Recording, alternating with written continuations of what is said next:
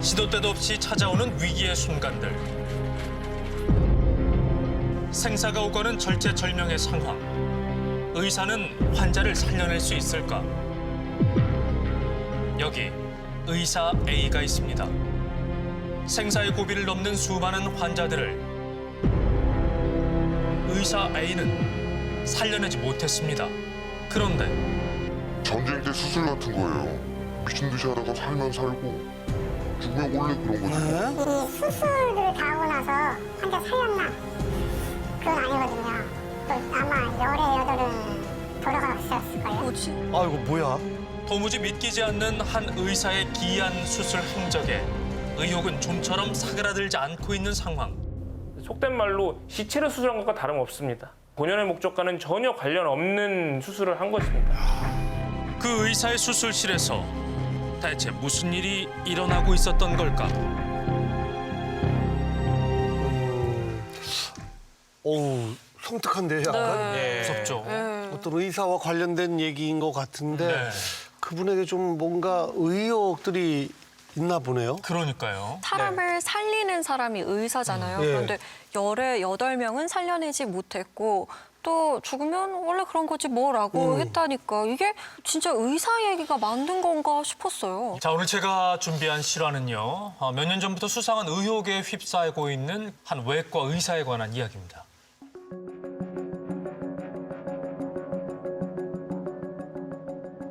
삼 년 전 누군가의 SNS에 올라온 사진 한 장은 그야말로 충격 그 자체였습니다. 웬일이야. 저는 약간 역겨워요. 너무 징그러워요.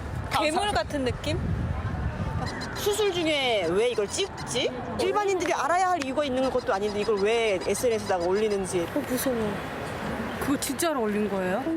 사람들을 소름 돋게 만든 사진의 정체는 바로 사람의 뇌.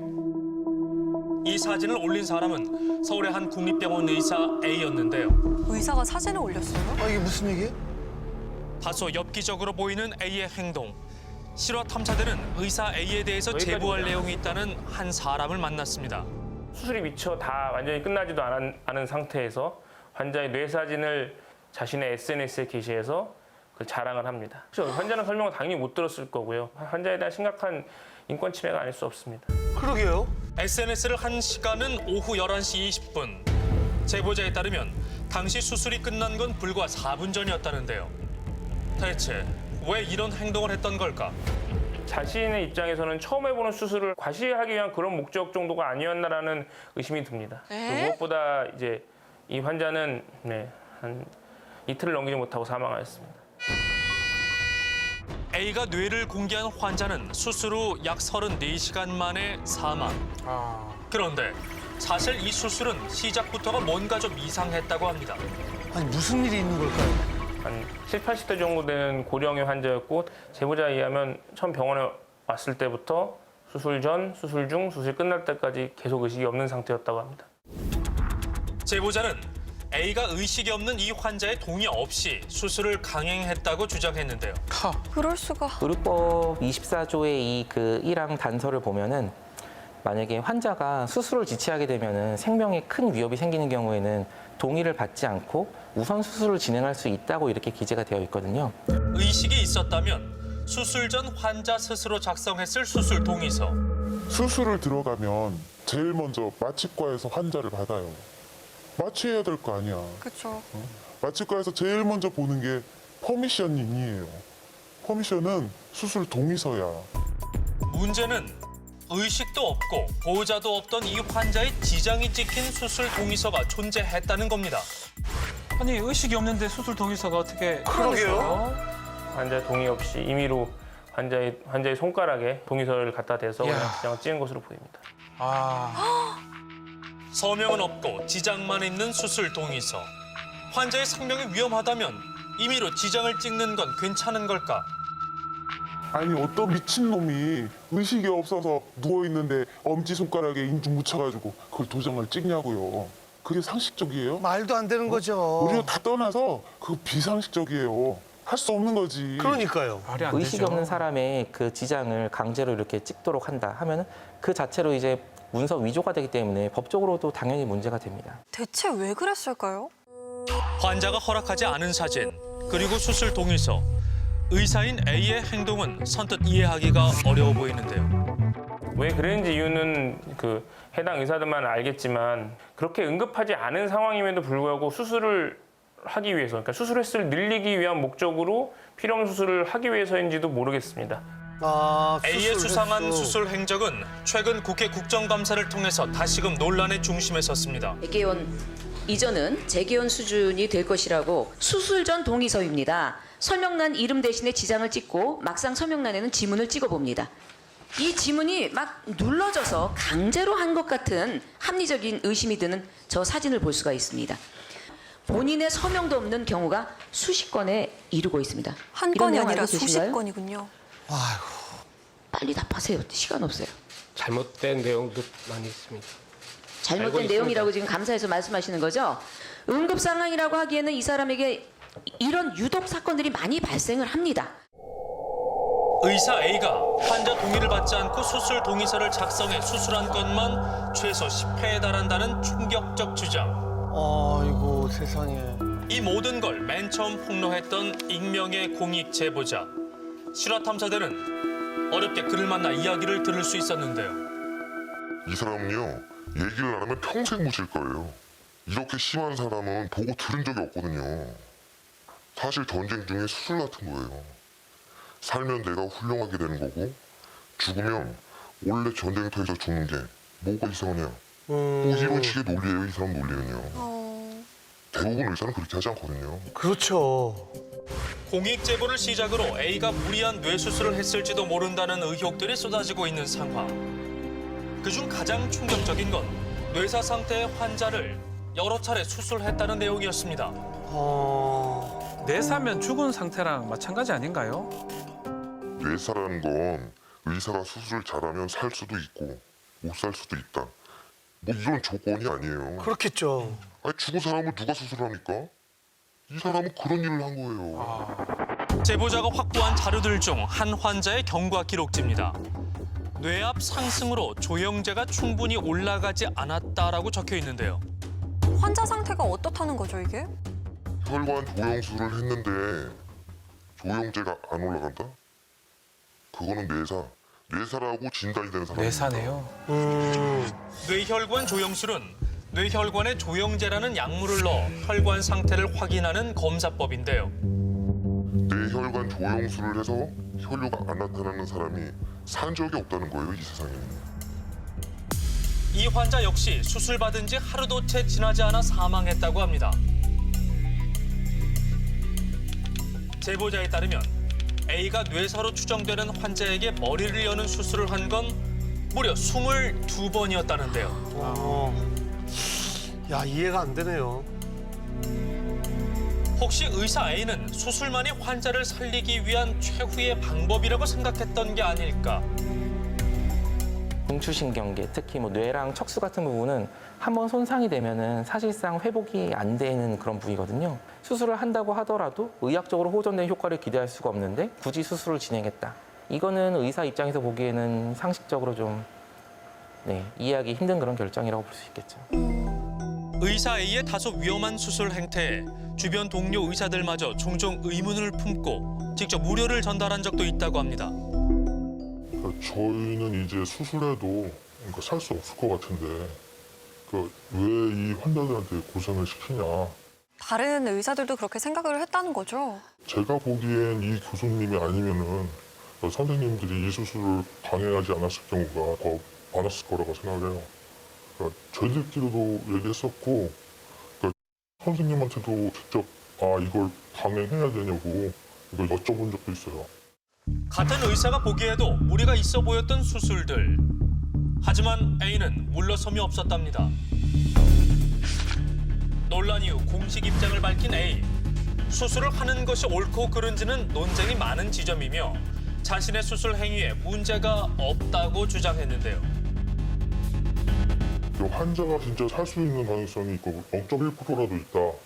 이런 식으로 생각하시면 저도 그것은 동의해요. 근데 이 수술을 다 하고 나서 환자 살렸나? 그건 아니거든요.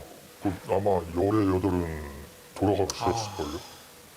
그러니까 저도 이분이 의료인이고 의사로서 이제 사명을 갖고 수술을 하셨다고 믿고 싶습니다.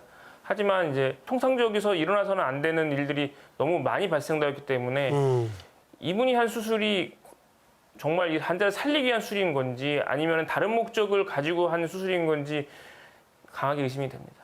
돈 더하기 이 케이스가 많아지면 자기 입김이 세질 거라고 생각하는 것 같아요. 그렇게 했다가 나중에는 자기가 아주 실력이 없고 거기에 대해서 뭔가 권위가 있다고 생각하는 게 아닌가. 시쳇말로 내가 많이 죽여봤다. 의사로서 사명을 다한 의료 행위였을까? 아니면 한 사람의 욕심이었던 걸까? 죽은 자는 말이 없고 진실은 오직 A만이 알고 있을 것입니다. 그러니까 그 수술 횟수가 많으면 많을수록 권위가 높아진다는 거. 네네. 그러니까 예를 들어서 뭐 공수부대 뭐 이런 대원들이 낙하 훈련요. 낙하 훈련을 많이 하면 할수록 달라지잖아요. 여기는 이제 별 같은 그쵸. 거 달아주고. 예. 뭐 그런 것처럼 아니 그 환자가 죽고 살고 상관없이 수술 횟수가 그렇다는 게 굉장히 충격적인데 저게 다 사실이라면 정말 심각한 문제 아닌가요? 예. 아니 그리고 저는 네. 환자 허락을 안 받고 어떻게 뇌사진을 그렇게 SNS에 올릴 수가 사람들한테. 있는지 이해가 안 되네요. 현재 공익 제보자가 문제가 있다고 폭로한 의사 A의 수술 건수는 총 38건인데요. 문제는 의사 A가 과거에 환자들에게 무리한 수술을 했던 것은 아닌지 지금이라도 그 진상을 좀 규명해야 되는 것이 아닌가 하는 게 제보자 주장의 핵심입니다. 네. 사실 저희는 의료인이 아니기 때문에 뭐 네. 수술하길 잘했다, 잘못했다 판단하긴 어려워요. 하지만 주변 의사들조차 이거는 안 하는 것이 하면서 좀 말리기도 하고 우려를 전했다고 하는데 이게 정말 사실로 드러난다면 파장이 클 것 같아요. 네.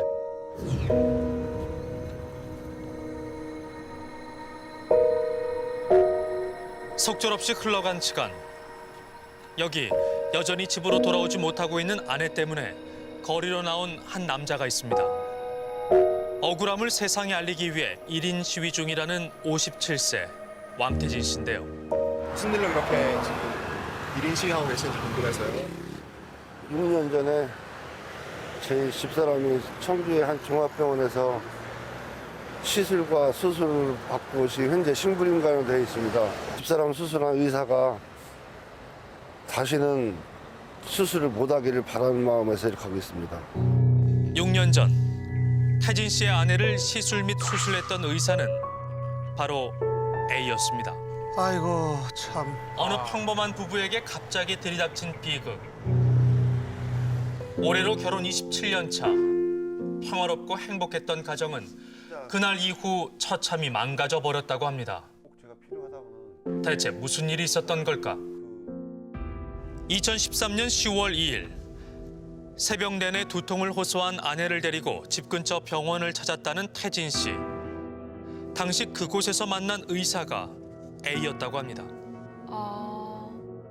조영재 놓고 그 CT를 찍었는데 지주막하 출혈이랍니다. 간단한 시술을 하더라고요. 그래서 그러시냐고는. 두통의 원인은 지주막하 출혈, 즉 뇌의 지주막 아래쪽에 출혈이 발생했기 때문이었다는데요. A가 아내에게 권한 치료 방법은 코일 삽전술. 직접 머리를 열지 않고 사타구니를 통해 코일을 넣어 출혈을 막는 시술을 받으면 된다고 했답니다. 시술이면 뭐 직접 머리를 여는 수술보다는 더 안전할 것 같아요. 뭐 그렇게 생각이 되네요. 얼마나 시간은 소요가 됩니까? 2시간 반이면 된대요. 왜 그러시냐고. 수술 동의서를 사인을 했어요. 이제 그렇게만 듣고서. 오전 11시쯤 수술실로 들어간 아내. 하지만 기다리고 기다려도 시술이 끝났다는 소식은 들리지 않았다는데요. 간단한 시술이라고 했는데 5시간 돼도 안 나와요. 아유. 더 답답하죠. 엄청 불안해지죠, 그러면. 그래서 1층으로 왔다 갔다 담배만 피고 있고. 아이고. 길어지는 시술 시간만큼 초조한 마음 또한 커져갔다는 태진 씨. 약 7시간이 지나고서야 의사 A를 만날 수 있었답니다. 7시간이나요? 시술 잘 됐습니다 그러더라고요. 예, 감사합니다. 고생하셨습니다. 감사합니다. 감사합니다. 그랬더니 저기 중환자실 가서 면회하시면 된대요. 시술이 잘 됐다는 말을 들으니 그제야 안심이 됐다는 태진 씨. 그렇게 중환자실에서 회복 중인 아내를 살피고 집으로 돌아갔다는데요. 하지만 그날 이후 아내는 집으로 돌아오지 못했습니다. 아이고. 아니 시술이 잘 됐다고 했었잖아요. 그런데 어떻게? 신랑 보여 안 보여? 안 보여? 어이구 어째 신랑이 안 보여 그래? 아이고. 눈앞에 서 있는 남편을 볼 수조차 없는 아내. 시술로 비롯된 3차례의 머리 수술은 아내 몸에 심각한 후유증을 남겼습니다. 대체 어디서부터 잘못됐던 걸까? 시술 끝나고 잘 됐다고 했지 않습니까? 이미 그때 잘못된 거였어요. 시술 마무리 짓고 CT를 찍었는데 그때 뇌경색이 온 거예요. 아이고. 시술이 끝날 무렵인 오후 5시 12분 촬영된 CT 기록에는 이미 뇌경색 증세가 있다는 게 적혀 있었던 것. 문제는 이뿐만이 아니었답니다. 시술하면서 코일이 15개가 들어갔는가 봐요. 15개 코일을 사용을 하는데 3개를 놓쳤답니다. 네? 놓칠 수가 있나? 코일을 3개를 놓쳤대요. 그럼 어떻게 되는 거예요? 시술하면서 사용된 코일은 총 15개. 그런데 이 중 3개가 제대로 삽입되지 않은 채 이탈했고 심지어 하나는 여전히 아내 몸에 남아있다는데요. 거짓말한 거죠. 잘못됐으면 이렇게 잘못됐는데 상의를 해서 큰 병원으로 이송을 시켜주던가. 거기 잘못됐다는데 거기를 믿을 수가 있습니까? 그렇죠, 그렇죠. 태진 씨는 분명 시술이 잘 됐다는 말을 들었다고 했습니다. 그렇다면 코일을 놓친 건 큰 문제가 아니었던 걸까? 흔한 일이 아닙니다. 코일이 날아갔다는 게. 코일이 날아가서 뇌경색이 된 거거든요. 그러면 코일이 날아갔다는 것 자체가 흔한 일이 아니다 그러면 수술 후에 이런 일이 있었다라고 얘기해 줘야 되는 거 아니에요? 당연히 그렇죠. 당연히 해야지. 당연히 그렇죠. 근데 왜? 전문가의 말에 따르면 시술 과정에서 코일이 3차례 이탈한 상황으로 인해 시술 시간이 길어졌을 가능성이 높다는데요. 그럴수록 아내의 몸엔 상당한 무리가 갔을 거랍니다. 세상에. 머리를 여는 수술에 비하면 훨씬 짧아요. 그런데 자그마치 7시간, 8시간 했다는 거는 수술 과정에 문제가 있다는 얘기입니다. 그러면 거기에 대한 설명을 해야 되는데 그것도 지나고 나서도 별 문제 없이 잘 되었다는 거는 잘 된 게 아닐 가능성이 높은 거고. 참. 좀 올려 자기야? 이제 아내는 집으로 돌아갈 수 없습니다. 됐어? 지금 편안해? 시원해? 태진 씨는 그때 그 선택이 너무나도 후회스럽다는데요. 답답하고 불쌍하죠. 의사 잘못 만나갖고.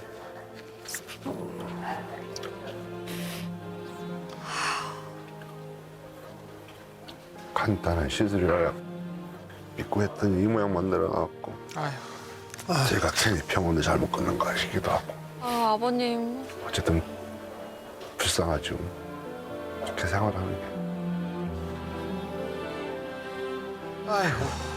편안하게 하고 좀 쉬었다가 식사 잘해 자기야. 또 올게 자기야. 신랑 볼일 보고. 사랑해 자기. 자기는? 태진 씨에게 시술이 잘 됐다는 말을 전했다는 A. 기운내. 환자와 보호자에게 의료 행위에 대해 설명하는 건 의사가 반드시 해야 할 일일 텐데요. 의사 말밖에 믿을 게 없잖아요, 환자는. 그 시술을 받기 전에도 충분히 설명하고 환자나 보호자가 동의를 하고 그다음에 시술 중간에도 어떤 변화가 있어서 더 이제 조치가 필요할 때는 충분히 이해시킬 수 있는 그런 것들을 하는 것이 윤리적인 그 원칙에서 제일 첫 번째 나오는 부분이거든요. 늦게나마 진실을 알 수 있었던 건 CT가 남아 있었기 때문. 그런데 A의 일부 환자들에겐 이마저도 없는 경우들이 있다고 합니다. 수술이 어떻게 되었는지를 확인할 수 있는 방법이 이제 CT 기록밖에 없는데 수술 후에 CT 기록을 남기지 않으셨기 때문에 이 과연 수술이 잘 된 건지 안 된 건지 어느 부위를 어떻게 수술했는지 전혀 알 수가 없는 거죠. 일부러 안 남긴 건가요? 뇌수술 이후 경과를 확인하는 용도로 사용된다는 CT. 제보자에 따르면 A는 뇌수술 이후 CT 촬영을 하지 않기도 했답니다. 의사들 역시 이 부분은 선뜻 이해하기 어렵다는데요. 신경외과 의사하고 CT는 뗄래야 뗄 수가 없어요. 객관적으로 머리 안에서 어떤 일이 일어나는지 알 수 있는 게 CT밖에 없으니까. 아주 상황이 하도 나빠서 CT를 못 찍을 때도 있지만은 그게 저렇게 많다는 건 그건 불가능한 얘기예요. 아니, 정말 이거는 환자의 수술 경과에 대해선 어느 누구도 알 수 없게 되는 상황. 제보자는 A의 수술이 정말 환자를 위해서였는지 의심스럽답니다. 예.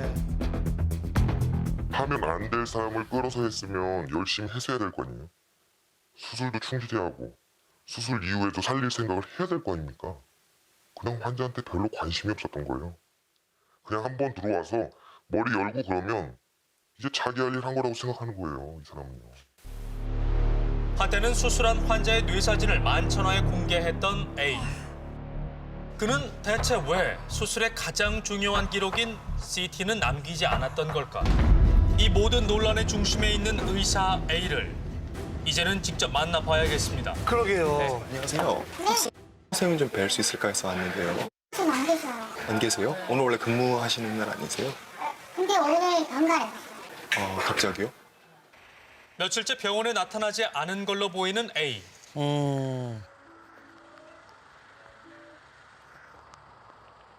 지금 고객님께서 전화를 받을 수 없습니다. 실화탐사대는 국정감사 기간에 국회를 찾은 해당 국립병원 원장을 만나 논란이 된 의사 A에 대한 입장을 물었습니다. MBC 실화탐사대 최영준인데요. 좀 여쭤보고 싶은 게 있어가지고요. 들어가니까. 저기 비윤리적인 수술이 있었다고 하는 얘기가 있는데 그거는 이제 나중에 진실을 파악하신 다음에 진실대로 얘기하시면 돼요.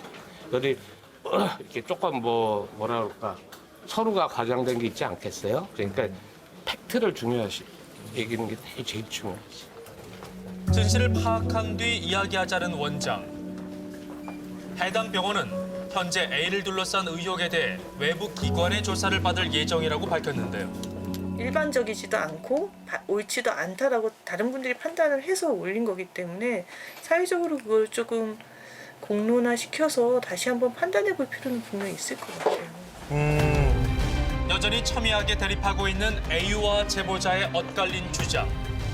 과연 진실은 무엇이고 우린 언제쯤 그 진실을 알게 될까? 저는 정말 마음이 무거워졌던 게 옆에서 아버님이 자기 탓 같다고 내가 병원을 잘못 고른 것 같다고 그렇게 말씀하시잖아요. 아버님 탓이 아닌데. 그렇죠.